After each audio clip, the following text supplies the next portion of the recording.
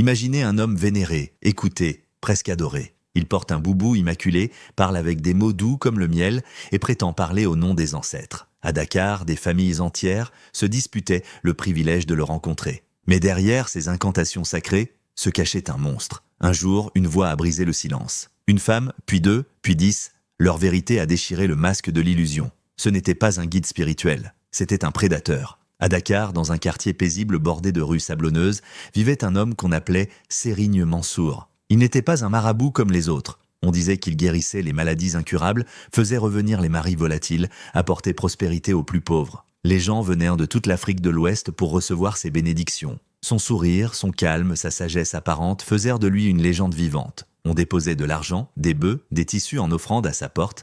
Des femmes, souvent seules, vulnérables, venaient implorer la paix, la réussite ou l'amour. Mais derrière la porte close de sa maison de prière, ce n'était plus un guide spirituel qu'elle rencontrait, c'était un homme aux intentions bien plus sombres. Aïssatou avait 22 ans quand elle est entrée pour la première fois dans la chambre sacrée du marabout. Elle venait guérir un blocage, disait-elle. Depuis des années, rien ne marchait pour elle. Ni l'amour, ni le travail, ni les rêves. Il lui a dit que des esprits l'enchaînaient, que seule une purification intime pouvait la libérer. Dans son désespoir, elle a cédé. Et comme elle, des dizaines d'autres ont vécu le même rituel, en silence. La peur de la honte, la peur du rejet, la peur de ne pas être cru. Parce qu'au village, on ne critique pas le marabout. On le respecte. On se tait. Pendant des années, cette omerta a protégé l'homme. Quand certaines osaient parler, on les traitait de menteuses, de femmes perdues ou jalouses. Mais un jour, une jeune femme nommée Nafissatou a eu le courage de briser les chaînes du silence.